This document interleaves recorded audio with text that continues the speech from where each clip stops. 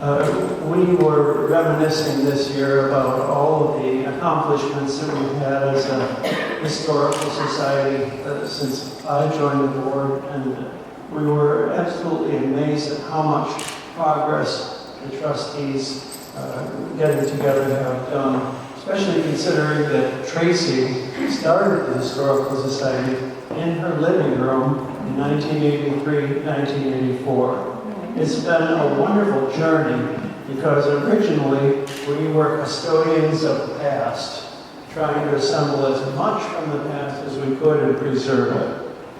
And then we got to the point where we said, we're more than just custodians of the past because we, you and I together, are currently the history of Hampton Falls.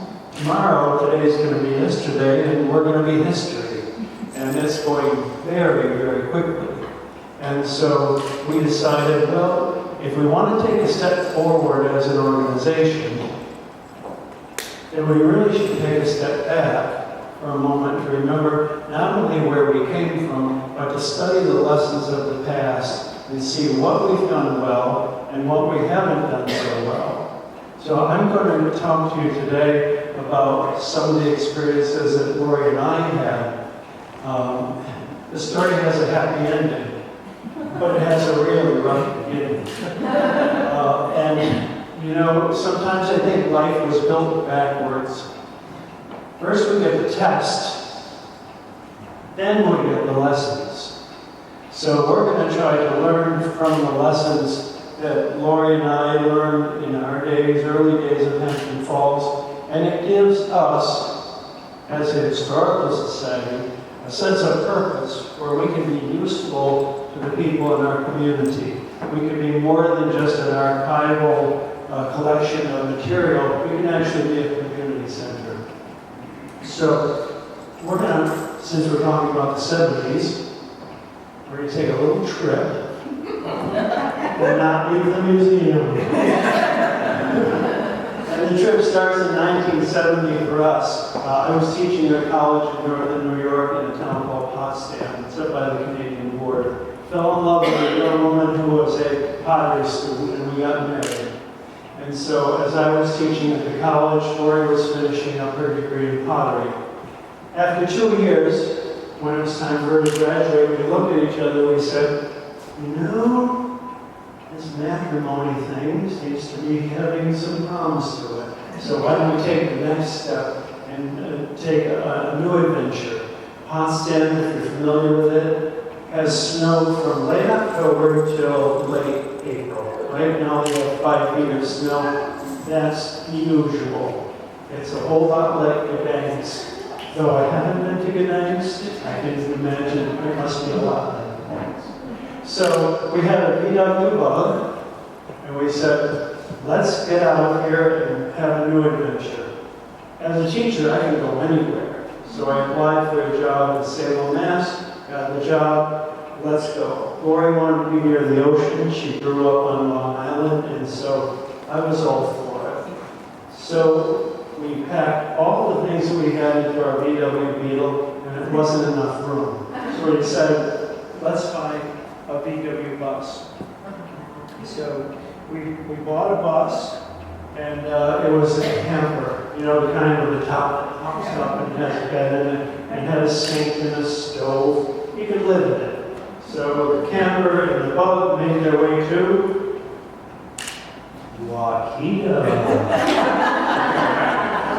And that was our first stop in New England, and we fell in love with Hampton Falls. It was almost as if Hampton Falls found us. And we said, this is where we want to be.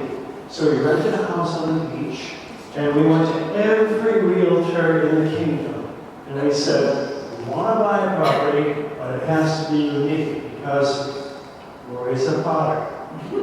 She needs to build a 70-foot-high pottery kiln. It has 4 jet engines that blast flames into it, and orange and blue flames come out of the chimney.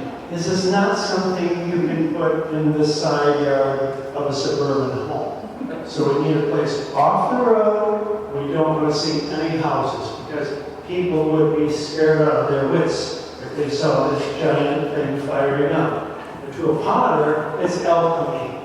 It's what you need to do. It's not frightening to a potter. But if you saw this thing in action, you get the point. So every realtor we went to said, just the thing for it. It's not off the road. It sure is, 10 feet from the road.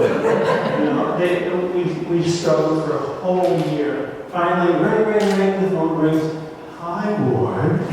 It's Dorothy Hale. Oh, wow. Dorothy was a realtor in town. I found just what you've been looking for. All right, Dorothy. Is it off the road? You can't see it from the road. Good. One down. Can you see any houses? Oh no, it's 33 acres. So you won't have any problem with that. It is, though, a fixer-up. Great. We'll see you in 10 minutes. It was just off of Route 84, and it just snowed, 3 feet of snow, so we had to park our cars on the road with the flashers. Dorothy gets out of her Lincoln condo, and this is 1974. Okay? And so she says, by the way, the owner is on his way. He lives just down the street. And I have to tell you, he's a phys ed teacher. Okay, what relevance that has, I didn't get until I saw him. He was bounding down the street. He had some sweatpants, he had some boots, a t-shirt, and one of those hats with the floppy ear things, right? Hooks under your chin, doubles as a soup bowl when you're out on the trail. And so he comes bounding down the road. Dinsmere! I said, no, Dilmore. Oh, good, and you must be Mrs. Dinsmere. To get to the property, you had to follow this path. It really was off the road. So he goes bounding down the path, and we're struggling through the snow. And we finally get this beautiful, pristine pasture. And there is a barn. Well, it's the shell of a barn. It's 4 walls and a roof. And I said, well, Jack, tell me a little bit about this barn. He said, well, this used to have a horse and a buggy. Aha! He said, the guy who lived here was a baker. He made pies and donuts and bread. Everybody in town knew what day it was because Monday was donut day, Tuesday was bread day, Wednesday was pie day. He'd load up his cart with his horse, he'd drive down to Amesbury and sell. If he wanted to confuse people, he'd make donuts on Thursday and he'd be all whacked out for the rest of the week. Okay, so where's the bake shop? Oh, well, that got moved. Oh, really? To where? Well, it got hit by lightning, and they thought it was a bad omen, so they took some oxen and they moved the house up to the road and down a few. It's still here today. It's a blue house on Route 84. Behind the walls, it still has the ovens. And so, okay, let me figure this out, Dorothy. We got a barn here. No house, no plumbing, no electricity. That's the fixer-upper. And so the owner could see that our enthusiasm was beginning to fail a little bit. So he said, wait, there's one more thing. Boing, boing, boing. He bounds into the nearest set of trees. And he says, come on, follow me. And there, in the middle of this little world, was water bubbling out of the ground. And he said, look up there. That's Great Hill. That's the highest point on the New Hampshire seacoast. And it's a big sponge. So when it rains, all the rain seeps down into Great Hill and the big sponge. And when the snow melts, same thing. And where does it come out? It comes out right here in this spring. So if you don't buy this land for any other reason, buy it for the water. Because 50 years from now, the water's going to be like oil. Lori and I look at each other and think, all right, this matrimony thing seems to be working. Can we do this? Now we have the VW bus, we have the shell of the barn, and we've got 33 acres. How much do you want for it, Jack? $20,000. I was making $9,000 a year at the time. That was a lot of money. So, tell you what, make the deal today, I'll throw in a 6-burner Glenwood stove. And that's going to be worth a fortune in the future. And he was right. We did it. We sprung for it. Okay, when the snow melted, we drove our bus down into the little grove by the spring. And we set up a little camp. Our couch was right out on the grass, along with our picnic table. And this was home. This was our beginner fixer-upper. Okay, so first night there, we're lying in bed in our bus, and we hear all the sounds of nature. You hear the coyotes, and you hear the crickets, and the foxes, and the deer snorting, and then all of a sudden, bam! We hear this huge crash. And I thought, I'm going to have to check this out in the morning, because I'm really tired. Next morning, the sun comes up, crawl out of the bus, and I go to the farm where the bug and the beetle is parked. There on the hood of the beetle is a dead raccoon. It had been shot several times, and someone deposited it on the hood of the car. Now, from where I come from in New York, that is not a kind of welcome. And since we were in everybody's backyard, we didn't know which person had deposited this lovely gift. So we said, all right, we're just going to play it cool. We're going to be relaxed about this. We're going to go about our business. I'm going to build a house, because after all, I had a master's degree in music. I was well prepared. Hey, I know how to build a house. Yeah, I was in my early 20s, but you just take a gigantic chunk of wood, and you take a really sharp knife, and you cut away everything that doesn't look like a house. Fortunately for us, Lori was teaching pottery at the time at Exeter Fine Crafts to help us pay for this land. In her class were 2 really nice guys, brothers. They knew how to build a house. So we hired them for $4 an hour, and they came down and taught me how to build a house. Which end of a hammer to use, and which end of the nail. They were really kind too, and I say that because they only doubled over laughing at me when I wasn't looking. But as time went on, we really didn't feel a part of the community. So I said, okay, maybe our neighbors don't like us, but there are other people in town. There were 1,000 people in town at the time. So I hear that there's a town meeting. So I'm going to go to the town meeting and meet people. I go into town hall in the back, and I make my way through the crowd. I'm invisible. People paid no attention to me whatsoever. But I did spot, up by the front of the room, an empty chair. So I made a beeline for it. Up on the stage, at the time town hall had a stage. And up on the stage were all the poo-wahs. And so I settled myself into the chair. Hello, hello, no.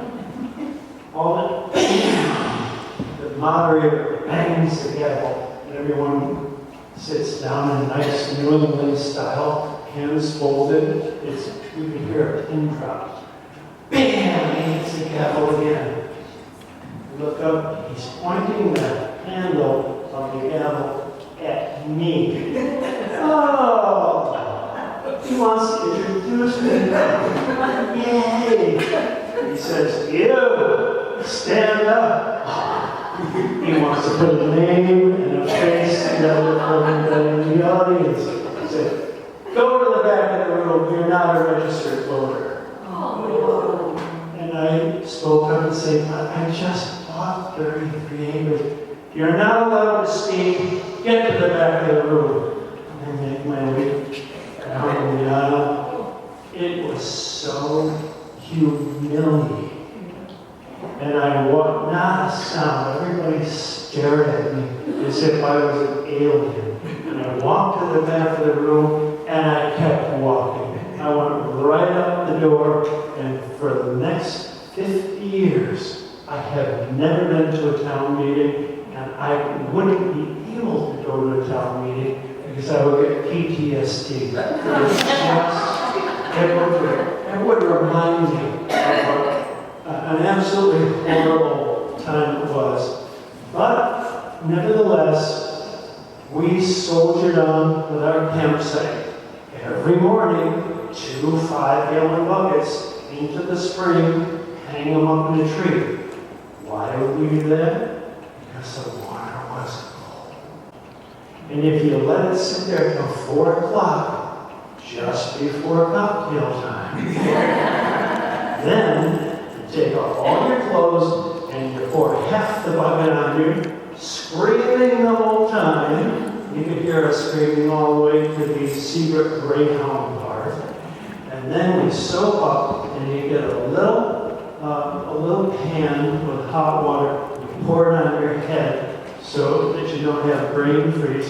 Shampoo the rest of the bucket on you, and then as you're shivering and blue, you wet your clothes out. Well, we did this every day, but one day in particular, we heard sound that we had never heard before.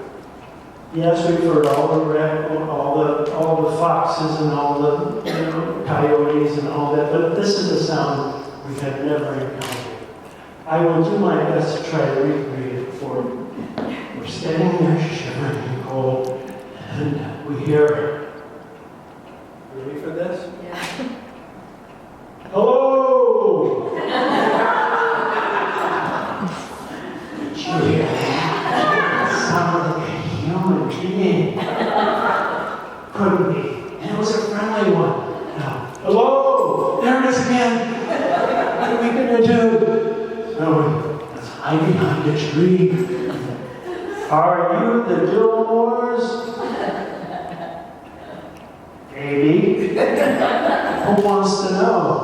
Mark Kelley.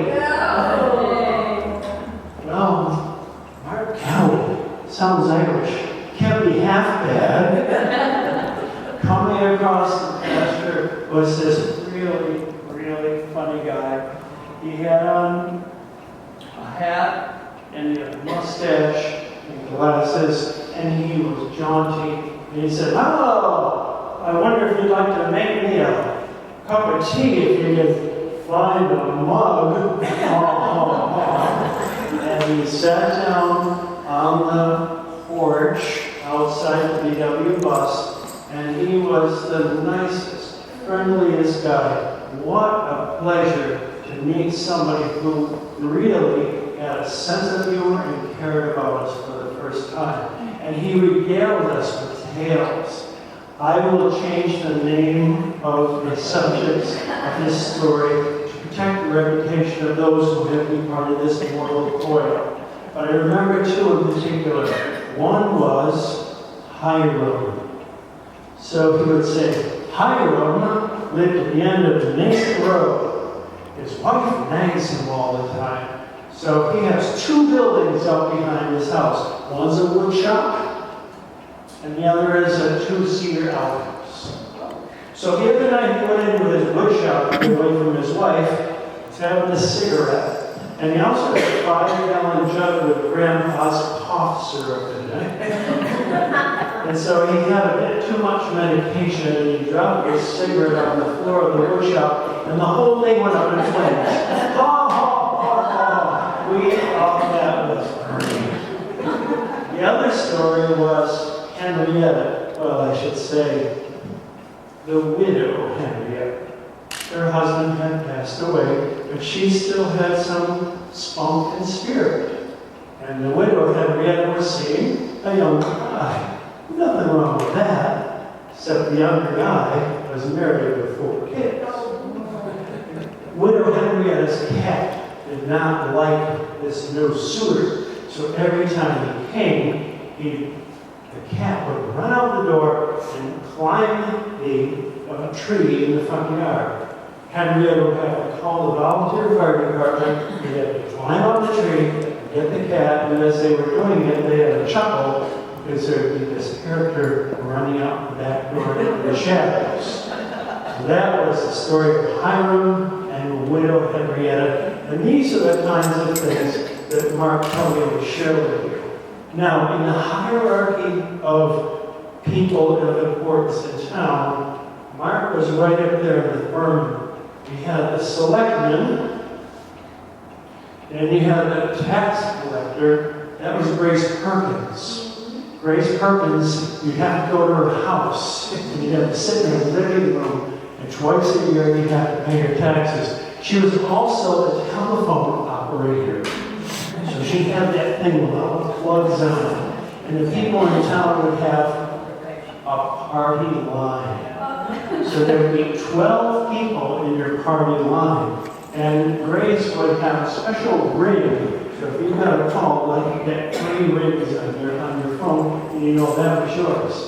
If you wanted to make a call and you picked up the phone, you'd hear people talking and you'd have to put the phone down and wait.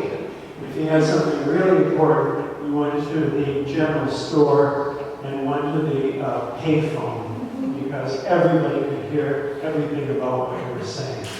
So you've got the selectmen, you've got Grace, you've got the town road agent, and then you have a position that was the town pollinator. And that was Mark. Mark went house to house, and he picked up stories from you, and he passed down stories that he heard at other houses. That was his job. Why? Because he was a cartoonist, he was an illustrator, and he was doing his homework, his research. Mark was really proud because he made a map of every house in town. He had visited every house in town, and he knew the names of all the owners. This is Mark's map. This is a treasure. Now, remember, 50 years ago, we didn't have Facebook. We didn't have Instagram or TikTok.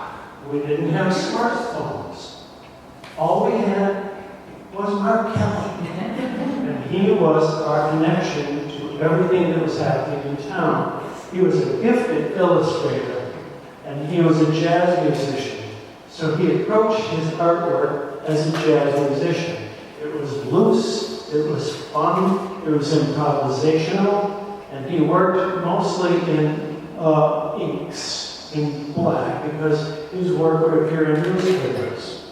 He would get on the train, go down to Boston, go to the ad agencies, and deliver his artwork. He was our town Norman Rockwell, in a sense. And he would catalog everything that happened. This is a map of 1972 that he did. And if you renew your membership today, we have a few of these still left, and you can take home one of Mark's maps from 1972. Mark wasn't the only person that was actually friendly to us. There was one other person that came 6 days a week. His name was Forrest Brown. Forrest Brown drove this kind of Jeep thing, and he had a big board on the passenger side of the dashboard. And on this board, he bolted a big steering wheel, and he had ropes going over to the real steering wheel. So when he turned the steering wheel on the passenger side, the real wheel would turn the wheels and steer them. Then he would take his left foot and he'd lift it up, put it over the transmission hump so that he could work the brake and the accelerator. So he'd go down the street, driving on the right side with his foot forward. I often wondered what he looked like when he wasn't driving. Probably the entrance to the Hoosier Tunnel. But he was our postal delivery guy. And he was very, very sweet. He was kind of the opposite of Mark, whereas Mark would take in stories and share stories. Forrest found everything about everybody and would never share it. So my paychecks came on Thursday. I needed my paychecks very badly because we were living hand to mouth. And so when my paycheck came, I'd have to race it over to the bank. All right, so I go up to Route 84 and I stand there. It's Thursday, 2 o'clock. Here comes the Jeep with Forrest Brown. He goes by and waves. He's got 4 houses on that side, 2 houses on this side. So when he does the 4 houses, he's got to turn around and swing back into the other 2, and then it's me. 2 o'clock. Okay, there goes Forrest. I'll be back up here in 2 hours. 2 hours to do 6 houses. Guess whose house was number 4? Mark Kelley. 4 o'clock, I go up to the road, perfect timing. Here comes Forrest Bell. What? Good to see ya. Let's see now. I think I've got a paycheck for you here. Yep, there you go. Also, your brother has written to you from Seattle and wants you to write more often. And then he gives me a little slip of paper and it says, package P.O. Forrest, what does this mean, package P.O.? Does this mean I have a package at the post office or someone is P.O.'d at me because of that? Well, I put my check in the bank with an actual person, no ATMs at the time, wait 10 days for it to clear. Meanwhile, I go across the street with my little piece of paper that says package P.O. on it, and I wait in line. Now, I've given up at this point on people really trying to be friendly or being friendly with them. So everybody's waiting in line at the post office. All I can do is occupy my time looking at the FBI most wanted posters. I'm not going to find my family there. But I had a couple of cousins in Brooklyn that I was curious about. Finally made my way up to the window. The window had iron bars on it. And there was a little slot at the bottom where you'd slide the letters. So I finally made my way up on the last one there. Hi! I'm Lord Dilmore. Looks like I have a package. Now, I will tell you the exact words of the postal clerk.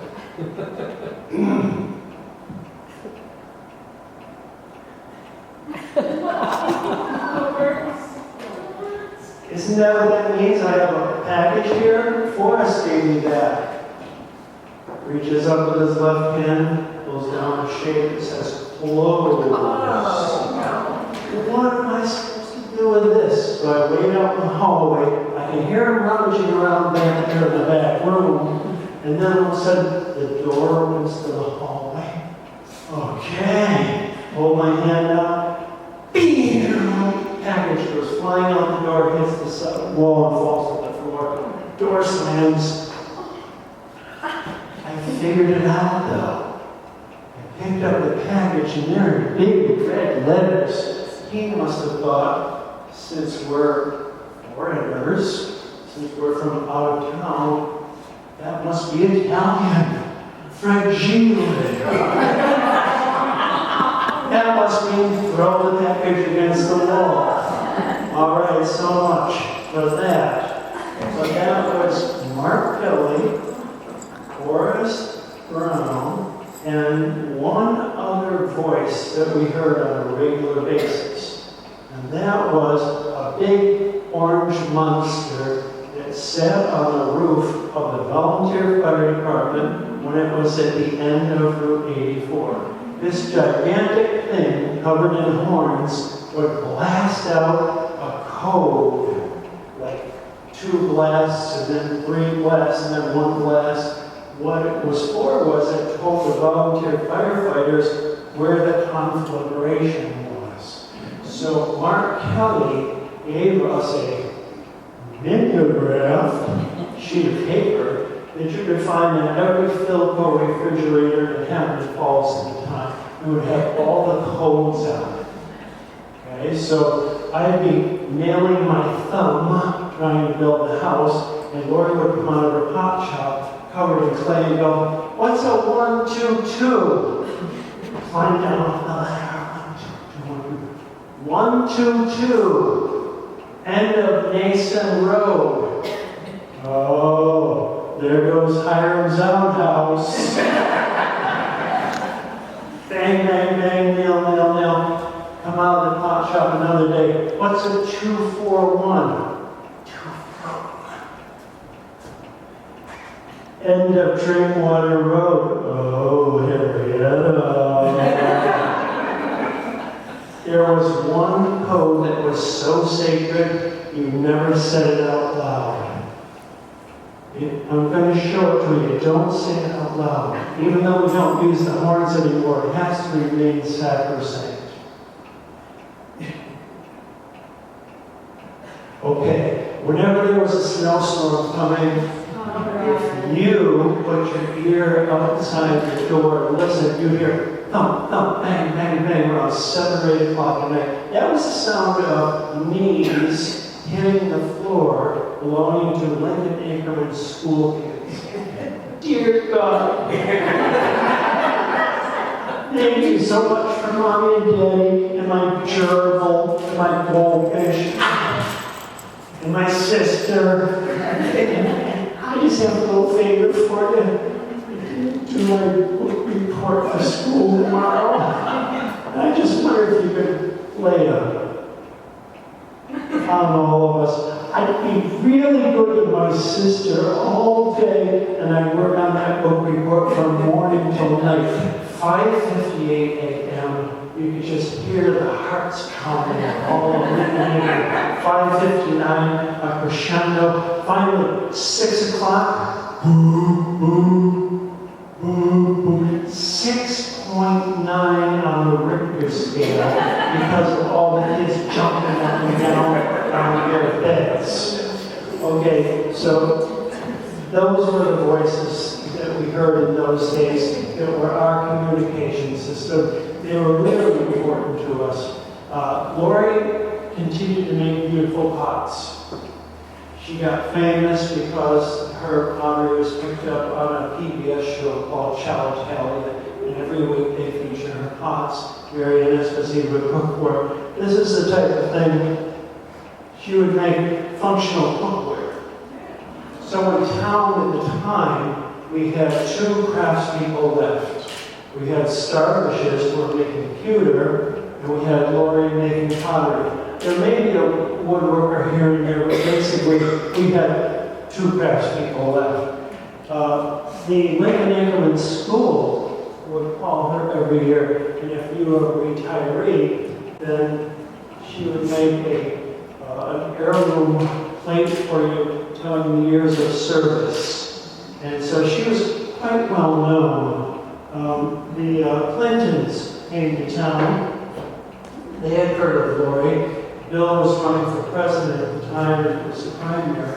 And Hillary met Lori, and she said, if we get into the White House, would you make an ornament for our first White House Christmas tree? Which she did. So Lori was really busy, and that gigantic monster was belting out the flames on a regular basis.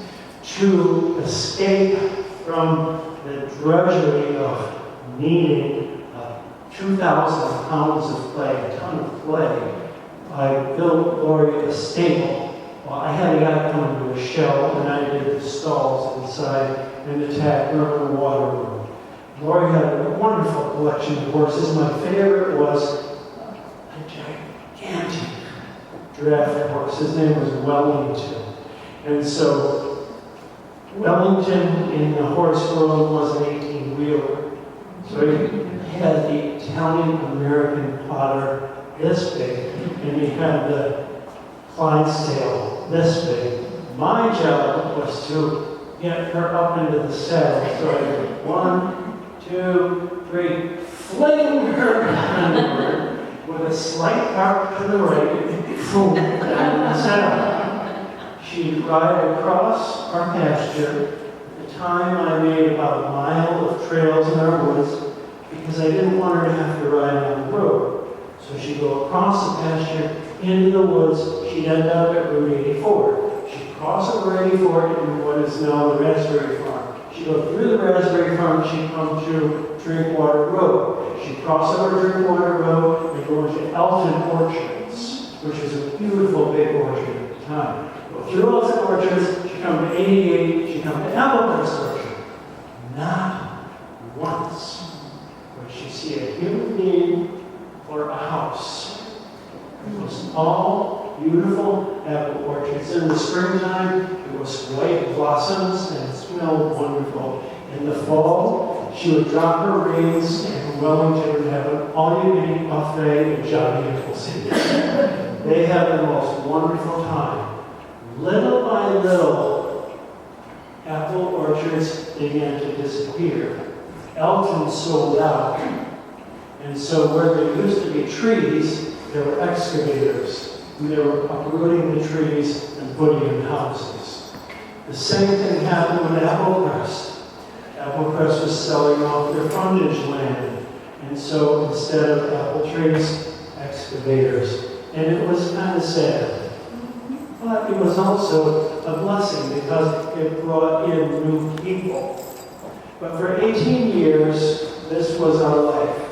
We were isolated pretty much from everybody in town, except Mark Kelley and Forrest and the Horns. But we had friends outside of town, but, just not that welcome in the town itself. After 18 years, we looked at each other and said, this matrimony thing seems to be working out okay. How about we have a family? So we did. We had 2 sons, Dominic and Ward. Ward became Ward of Sir Kelley between the 2 of us. And it was a wonderful time for us because when you have kids, you start getting involved in the town simply because you've got to go to concerts, parent-teacher conferences, science fairs, and things like that. People would come up to us and lean in and go, "Oh, you must be new in town." And we would go, "No, we've been here for a while." But under our breath, we would say, "But you must be new in town because you're friendly." But it was a wonderful experience. Our favorite person at Lincoln Ackerman was the school nurse. "Ward, hello, dear. It's Tracy. Dominic is in my office now. He doesn't feel so good, but I've given him a saltine. He's a little less milk, and he's going to be back on his feet." All the teachers knew all the kids, and it was the most wonderful, heartwarming place to be. And all of a sudden, Hampton Falls, the little place with 1,000 people in it who were all very, very unfriendly, were now being replaced by over 1,000 more people who came into town with new ideas and a fresh outlook on life and were very friendly. And it was just a whole different atmosphere for us. Dominic grew up. He replaced this little Types plastic tractor and now drove the big John Deere to help us. We built a house for Lord's parents on the property, and they asked Dominic moved into the house. He rooted in Hampton Falls. He decided to stay. He's now a manager and a dog trainer at My Dog's Mind. Wardo, on the other hand, well, I would take concert tours of Europe. I took 9 concert tours with my orchestra. So I took Lorraine DeVos with me. The Wardo got the bug. So he went to school in France. He left Hampton Falls and studied to be a landscape designer. Then he finished off his studies in England, and he flew out to California, and today he has one of the largest famous landscape design firms in the Bay Area. He does all the billionaires. And he comes home from time to time, and we have the most wonderful gathering because we talk about the good old days in Hampton Falls.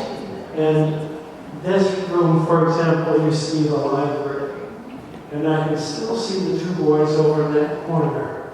And they're reading with Mrs. Topps. She would come every Thursday, and Mrs. Topps would read the books. And most of the books that she read were from True Kelley, Mark Kelley's daughter.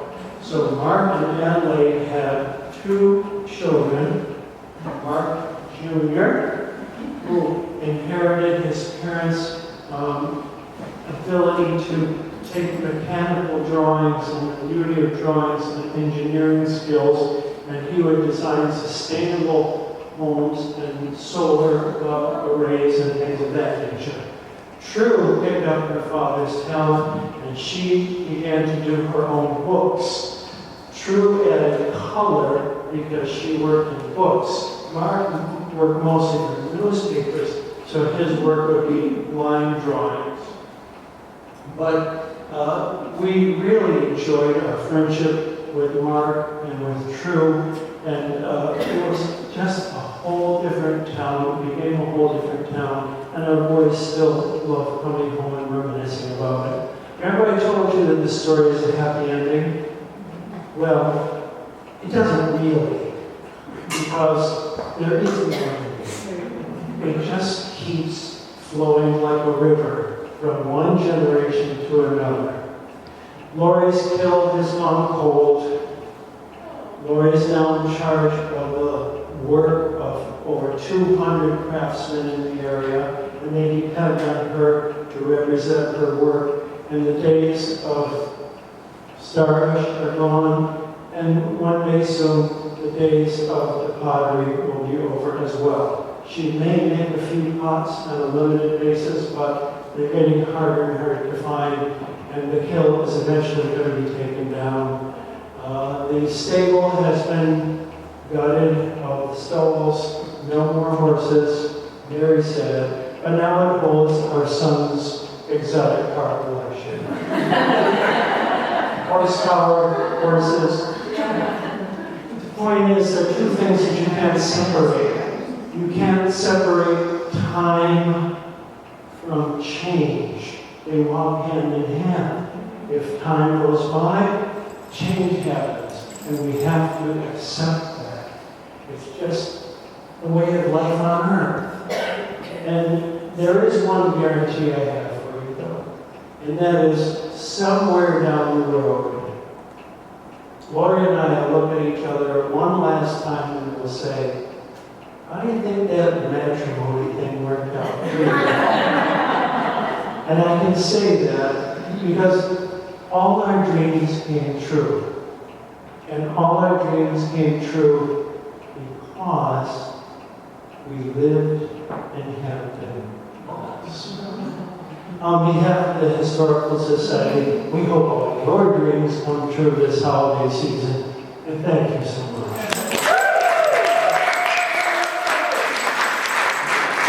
Thank you. Thank you for your 70s spirit. The person who has chosen to be the most 70s spirited is going to receive an award. This is a Lori Dilmore cuttings pot. A very rare object, so I'll let the powers that be determine who is the winner of the Lori cutting spot. If anyone has an anecdote about the 70s they'd love to share, feel free. Otherwise, we'll have Tracy and Ed give a toast to Hampton Falls, and we can all join in. Thanks again.